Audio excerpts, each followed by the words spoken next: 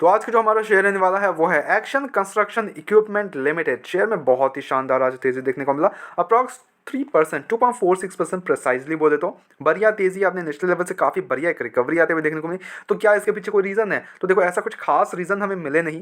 We did some digging, but ऐसा कुछ खास रीजन हमें मिले नहीं।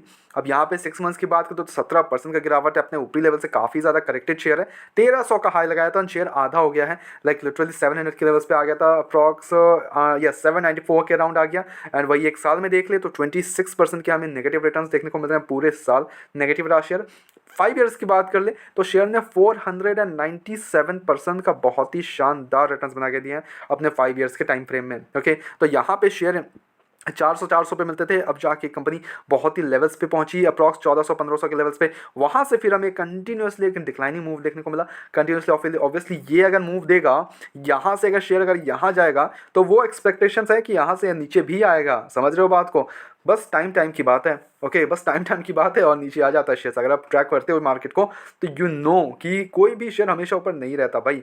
हमेशा कोई भी शेयर अगर यहाँ तक रिटर्न्स बना के दिया, सडनली इतना बड़ा रिटर्न्स, तो सडनली हमें गिरावट पे खतरनाक मिलती है। समझ रहे हो बात को?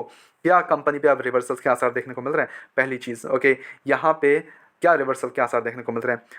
पहली चीज़, कंपनी के रिजल्ट्स वगैरह के बारे में डिस्कस करेंगे। On results perspective we will discuss this share with you कि क्या है अब इसके future perspectives and all. Okay, and second thing what we will discuss here is अब इस लेवल्स में हमें करना क्या चाहिए। एंड अगर आपने ऑलरेडी होल्ड करके रखा है, अपने ऊपरी लेवल पे खरीद लिया शेयर को, आप पैनिक कर रहे हो कि करना चाहिए, अब बेचना चाहिए या खरीदना चाहिए, तो everything we will discuss in this video. Okay, तो वीडियो में अंत तक बने रहो, चीज़ों को समझो। Let's directly dive into this companies results. पहले तो ओके, पहले आ चुका था रिजल्ट्स, बट या वी विल डिस्कस टुडे। अब यहाँ पे अगर सेल्स की बात कर ले हम, 855 करोड़ के इनके सेल्स देखने को मिल रहे हैं, जो कि पहले ईयर पे अगर देखें, सॉरी दिसंबर क्वार्टर में बात कर ले तो 875 करोड़ से 855 करोड़ का होते हुए देखने को मिल रहा है। तो सेल्स में हमें गिरावट देखने को मिल रही है on year two year perspective, but वही क्वार्टर टू क्वार्टर 744 करोड़ से 855 करोड़ का होते हुए देखने को मिल रहा है। ऑपरेटिंग मार्जिन की बात करें तो 15% पे मेंटेन्ड है। ऑपरेटिंग प्रॉफिट 135 करोड़ से 130 करोड़, बिकॉज इनके सेल्स पे ड्रॉप आई है। ठीक है, तो एक्सपेंसेस काफी रिड्यूस हो गए, जिसके कारण ऑपरेटिंग प्रॉफिट भी ड्रॉप होते हुए देखने को मिला। अब आते हैं कंपनी के नेट प्रॉफिट पे, जो कि 116 करोड़ का देखने को मिल रहा है। ईयर पर्सपेक्टिव से देखो तो 112 करोड़ से 116 करोड़, तो ठीक है, गुड है, बट किस लिए गुड है? टैक्स में देखो, टैक्स में यहाँ पे 2% की हमें गिरावट आते हुए देखने को मिल रहा है। तो 25% से 23% का हमें टैक्स में इस बार कम देना पड़ा इस बार। ठीक है, जिसके कारण जो नेट प्रॉफिट है उस पर जंप आई है। तो ऑन निचले लेवल पे देखो तो इट्स गुड, बट ऊपरी लेवल पे सेल्स वगैरह ड्रॉप किए हैं, तो वो एक नेगेटिव इंपैक्ट डाला शेयर पे। ठीक है, तो ऑब्वियसली उस पर ड्रॉप आते हुए देखने को मिला। अर्निंग पर शेयर 9.38 से 9.78, तो यहाँ पे भी बढ़िया जंप है। ठीक है, बिकॉज नेट प्रॉफिट इंक्रीज हो गए हैं।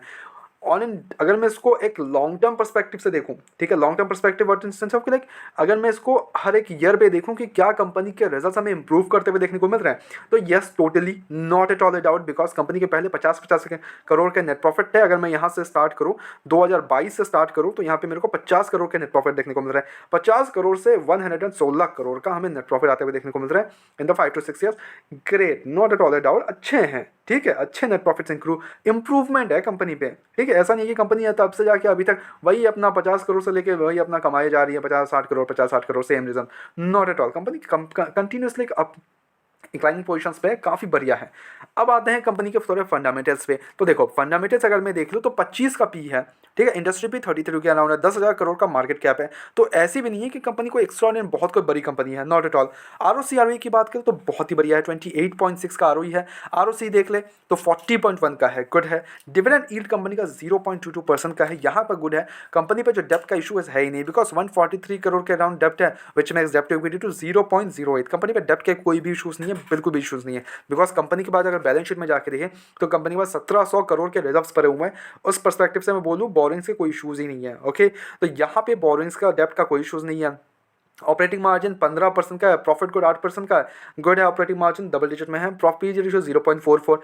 इन्वेस्टर्स की बात कर ले तो यहाँ पे आपको देखने को मिला 65% की होल्डिंग प्रमोटर्स होल्ड करते हैं। ठीक है, एफआई जो होल्ड करते हैं वो है 10% की होल्डिंग, डीआईएस के पास 1.76, पब्लिक के पास 22% की होल्डिंग है, अदर्स के पास 0.06। तो देखो, जो एक्सपोजर है वो गुड है, बट मैं आई वुड नॉट से कि एक्स्ट्राऑर्डिनरी, बिकॉज डीआईएस की कोई इन्वॉल्वमेंट उतना बड़ा हमें देखने को नहीं मिलता। ओनली 1.76% की होल्डिंग्स है। हालांकि एफआईएस के पास बढ़िया होल्डिंग्स है, 10.40% का बढ़िया होल्डिंग्स है। पब्लिक के पास 22% की होल्डिंग्स है। ठीक है, तो ऑन एन इन्वेस्टर्स पर्सपेक्टिव में बोलूँ तो ठीक है, इट्स गुड। ऐसा नहीं कि बहुत ही कुछ मतलब कोई भी रखते ही नहीं है एफ और डी एस। एफ के ऊपर गुड स्टेक है, डी के पास थोड़े से कम स्टेक्स है, ओके। बट पब्लिक बढ़िया होल्डिंग्स है 22% की। प्रमोटर्स मेजॉरिटी स्टेक होल्ड करते हैं, which is good sign here. Now main चीज़ पे आते हैं कि अब इस लेवल्स पे करना क्या चाहिए। सी ऑन एन शेयर पर्सपेक्टिव जितना मैंने एनालाइज किया है, it's a good share, not at all a doubt, कोई इशूज़ नहीं है। बट जो रिजल्ट्स वगैरह हैं वो और भी इंप्रूव हो सकते हैं, ठीक है। इस बार थोड़ा सा हमें ड्रॉप देखने को मिला इनके सेल्स वगैरह पे, तो वो अगर बढ़िया हो जाए तो शेयर में रिटर्न्स बेहतरीन मिल सकते हैं। इन द पास्ट हमें रिटर्न्स बना के दिए हैं कंपनी ने, कोई बात नहीं। अब जाके थोड़ा सा हमें कॉन्सोलेशन फेज पे चला गया, तो ये नहीं हो जाता कि कोई भी शेयर अगर कॉन्सोलेशन कर रहा है तो ये नहीं हो जाता कि कंपनी बुरी हो जाती है, not at all. Company is profitable, डेप्ट के कोई इशूज़ नहीं है। इन्वेस्टर्स में देखें तो एफ वगैरह काफ़ी एंट्रीज है, तो इट्स अ गुड साइन है, कोई भी इशूज़ नहीं है। अगर आप होल्ड करते हो ऑलरेडी, निचले लेवल पर खरीद लिया या फिर ऊपरी लेवल पर खरीद लिया है, तो गुड साइन, आप आराम से इन्वेस्ट करके बैठो, ठीक है। लॉन्ग टर्म पर्सपेक्टिव रखो, थोड़ा सा पेशेंस रखना पड़ रहा है आपको, बट हैव द पेशेंस, ताकि इसमें आपको रिटर्न्स मिल सके, ठीक है। और अगर फ्रेश एंट्री के लिए मैं बोलूँ तो देखो बेहतरीन लेवल्स है, इस लेवल्स पे आप फ्रेश एंट्री अपना 25% का डिप्लॉय कर सकते हो। यहाँ से फिर अगर गिरावट आ जाती है बिना कुछ रीजंस वगैरह से, तो वहाँ पे फिर आप 25% डिप्लॉय कर देना। इससे क्या होगा, आपका एवरेज प्राइस डाउन आ जाएगी, ठीक है। ऐसे करके आप अपना 100% जितना डालना चाहते हो एक शेयर में, इतना आप डाल सकते हो शेयर में, ठीक है। That's totally up to you, आप कितना डालना चाहते हो, ओके।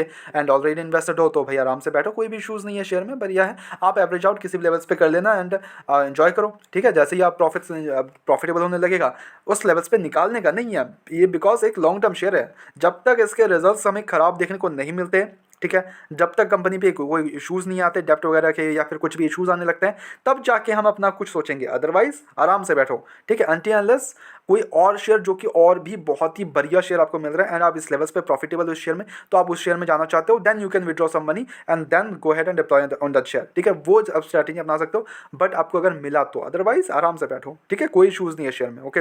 बट हमारी तरफ से कोई भी बाय एंड सेल कमीशन बिल्कुल भी नहीं है, ओनली सजेशन है, तो प्लीज गेट द सजेशन। अपने एजुकेशन पर्पस के तौर पर वीडियो को देखो, go ahead do on research as well and then make the investments. Blindly किसी भी विश्वास कर इन्वेस्टमेंट्स ना करें। ऐसे रेगुलर अपडेट्स के लिए चैनल को सब्सक्राइब करो, वीडियो को लाइक करो। मिलते हैं नेक्स्ट वीडियोस में।